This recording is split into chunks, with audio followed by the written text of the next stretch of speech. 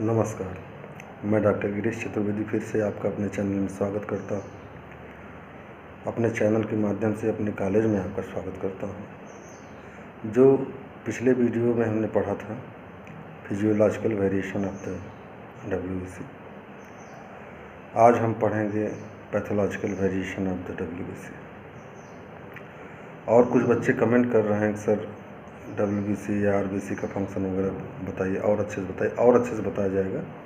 जो अभी पिछले क्लासेस थे वो इंट्रोडक्टिव क्लास थे। अब जो आगे क्लासेस होंगे और डीप में होंगे, धीरे धीरे और डीप में बढ़ेंगे, जिससे आपको सुविधा हो कोई चीज़ समझने में। आज pathological variation of the WBC की बात हम लोग करेंगे।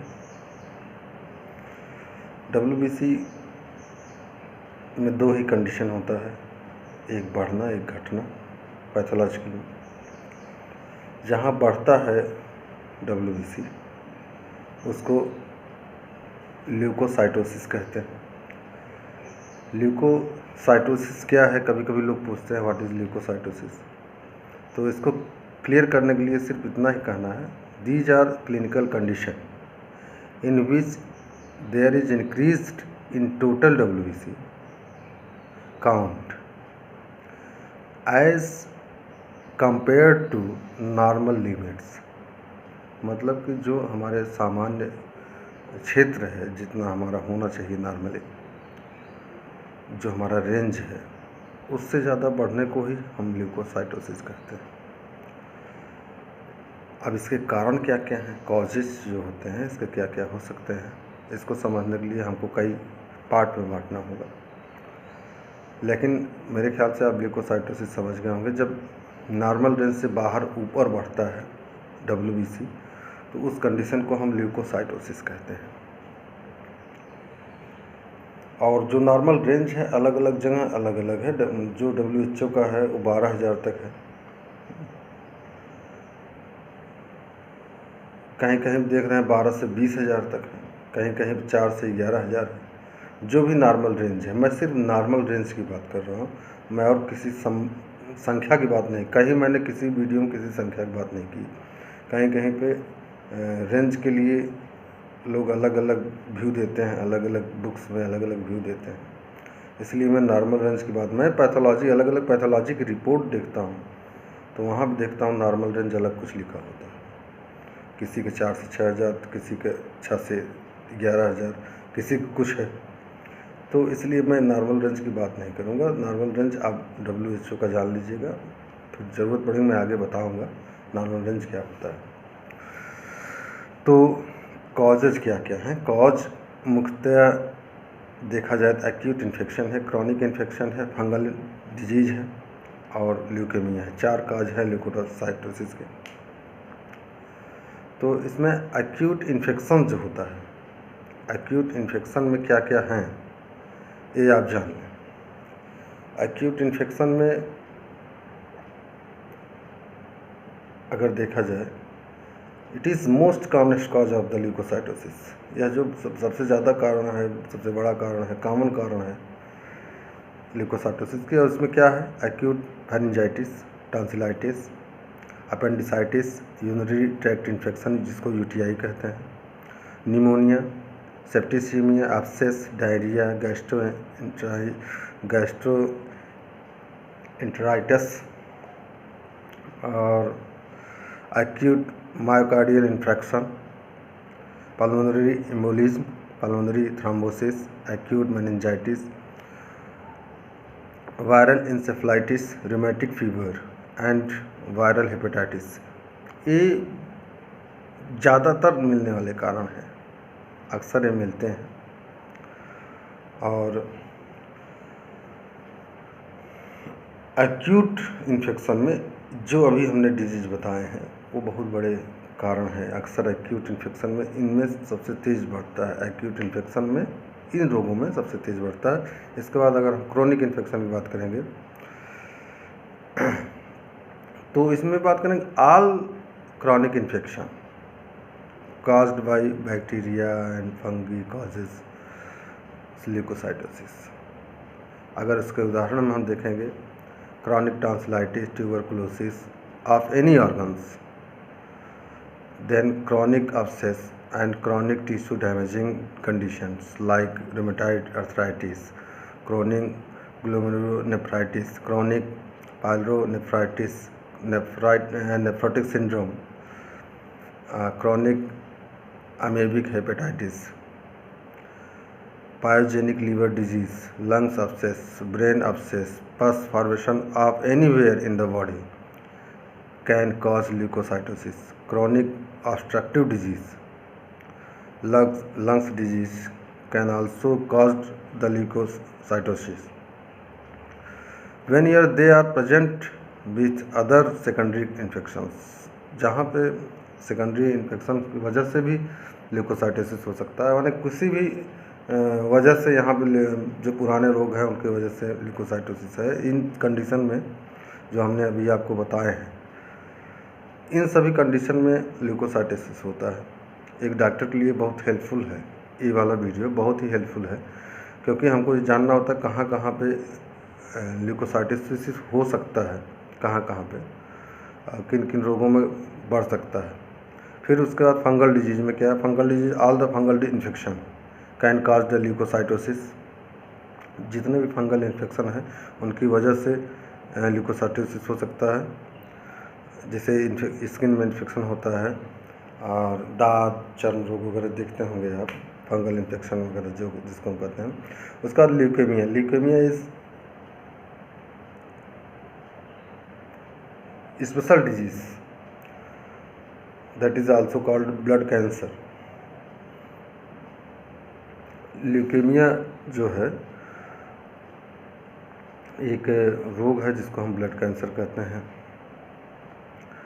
तो इसमें WBC की मात्रा बहुत तेज़ बढ़ती है, बहुत ज़्यादा बढ़ती है, जो एबव द 50,000 टू 1.5 लाख, 50 से 1.5 लाख तक आराम से हो सकती है, उससे भी ऊपर हो सकती है। तो उसके बाद ल्यूकेमिया बांटा गया। हम लोग अलग अलग वीडियो में अलग अलग चीज़ें पढ़ेंगे। आज के लिए जो अभी टॉपिक हमने उठाया है, ये पैथोलॉजिकल वेरिएशन जो है of the pathological variation of the WBC में, ये जो है ये बढ़ने के जितने कारण अभी हमने बताए ये बढ़ने के कारण हैं। अब घटने के कारण, किस कारण में घटता है ये देखना है। अगर घटने के कारण हम देखें तो सबसे बड़ा कारण, पहले तो घटने के कारण को हम बात करेंगे तो जिसको घटना कहते हैं, जिसको उस टर्म को कहते हैं क्या है, ल्यूकोपीनिया। ल्यूकोपीनिया क्या है, द इंक्रीज्ड नंबर ऑफ या increased count of the leucocytes, इसका ल्यूकोसाइटोपीनिया भी कहते हैं, ल्यूकोपीनिया भी कहते हैं। ये दोनों जो है, जैसे ल्यूकोसाइटोसिस आपने पढ़ा है, ये ल्यूकोपीनिया है, मतलब नीचे। ल्यूकोसाइटोसिस में ऊपर जा रहा है, ल्यूकोपीनिया में नीचे आ रहा है। तो ये जो ल्यूकोपीनिया है उसका क्या क्या कारण हो सकता है।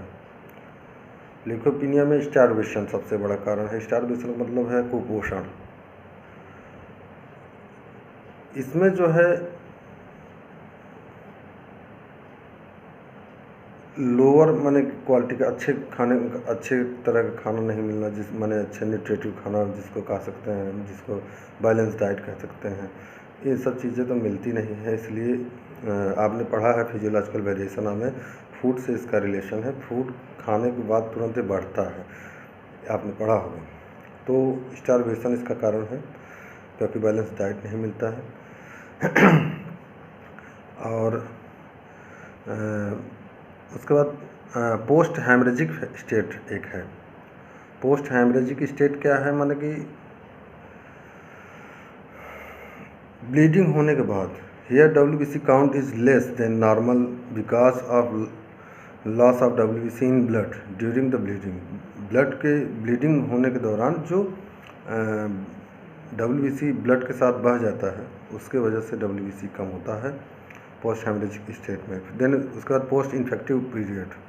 पोस्ट इन्फेक्टिव पीरियड का मतलब होता है किसी भी इन्फेक्शन के बाद में, मतलब जैसे हमको कोई इन्फेक्टिव डिजीज़ है उसके बाद हम क्या अवस्था होगी इसकी, उसके बाद भी अक्सर एक घटता है, ल्यूकोपीनिया होता है।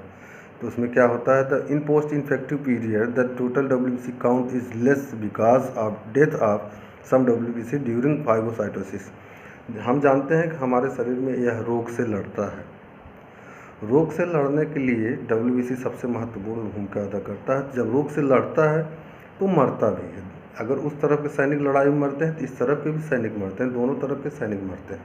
तो इसमें अगर वो टिश्यू को या बैक्टीरिया को मार रहा है तो उसके भी कुछ सैनिक मरेंगे, इसलिए ये भी कम हो जाता है, पोस्ट इन्फेक्टिव पीरियड में कम हो जाता है। फिर in the case of the depression of the bone marrow, जहाँ पे बोन मैरो डिप्रेस्ड हो जाए वहाँ पे WBC काउंट कम हो जाता है, मतलब कि ल्यूकोपीनिया वहाँ पे भी डेवलप होता है। और ये अक्सर रेडिएशन में एक्सरे और माने एक्सरे का हाई डोज जब हो जाए, एंटी कैंसर ड्रग हो जाए और ज़्यादा दिन तक एंटीबायोटिक्स वगैरह है, ये सब यूज करने से ये होता है। It is also present in the other condition that causing protein and vitamin deficiencies. अगर प्रोटीन और विटामिन की कमी है तब भी ये कम हो जाएगा। टाइफाइड फीवर के बाद, इन्फेक्टिव डिजीज मैंने बताया है, टाइफाइड फीवर के बाद भी ये कम हो जाता है। ड्रग्स, कुछ ड्रग्स ऐसे हैं जिसकी वजह से जिसको खाने के बाद ये कम हो जाता है। ये सब चीज़ें जो हम अभी आपको बताएं ये पैथोलॉजिकल वेरिएशन है। इसमें लगभग जो चीज़ें हैं हमने कोशिश की हैं कि एक जगह आपको स्थिर होकर बताएं, तो आप मेरे ख्याल से समझ गए होंगे। अब इसके बाद हम अलग अलग ल्यूकोसाइट्स के कौन किस रोग में घटता है, कौन किस रोग में बढ़ता है, अक्सर पाया जाता है, जिसको डिफरेंशियल डायग्नोसिस करने में आपको मदद देगा। जो चीज़ मैं उसको बताऊंगा, डिफरेंशियल डायग्नोसिस क्या होता है मैं इसको बताऊंगा। पहले ये आज हमने pathological variation of the WBC पढ़ा है, उसको समझा है, और नेक्स्ट वीडियो का हम इंतज़ार कर रहे हैं। आगे देखते हैं क्या होता है, आगे कौन सा टॉपिक लेके आते हैं। बेसिकली हम लोग कोशिश कर रहे हैं सिर्फ अच्छा करने के लिए। और दूसरी एक रिक्वेस्ट है मेरा आपसे कि आप कोई भी कमेंट हो, जो चीज़ न समझ में आई हो, आप सीधा मेरे यूट्यूब चैनल पर डालें, व्हाट्सएप का यूज़ मेरे न करें। यूट्यूब चैनल पे मैं जब आऊँगा तो मैं आपके हर एक सवाल का जवाब दूंगा जो भी आप पूछेंगे। और नेक्स्ट टॉपिक देखते हैं कौन सा होता है। और जो आप लोग मैसेज भेजते हैं कि सर इस टॉपिक पे बनाइए, इस टॉपिक पे बनाइए, मैं कोशिश करूँगा सभी जो आपको यूज़फुल हो सभी उन टॉपिक्स को चुनूँगा। पहले हम लोग बेसिक जाने, ब्लड है क्या, ब्लड से रिलेशन क्या है, डिजीज़ से ब्लड का रिलेशन क्या है, इन सब चीज़ों को समझ लें। उसके बाद तो हम आगे बढ़ते रहेंगे जिससे आपको भी अच्छा लगे। पहले बेसिक जानेंगे तब और जगह जाएंगे तो और अच्छा लगेगा।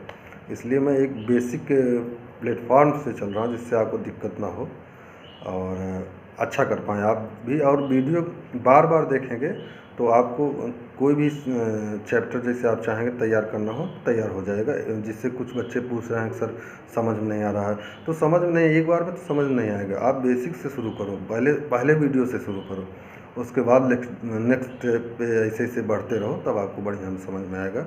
ठीक है, थैंक यू, नमस्कार।